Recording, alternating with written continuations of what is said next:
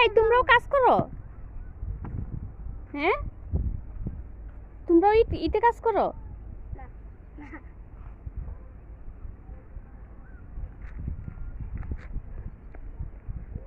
তোমরা এখানে কাজ করো তাহলে? হ্যাঁ, খেলতেছো? তোমাদের বাসা এখানে? ও, তোমার আম্মু এখানে কাজ করে? তোমার আব্বুও?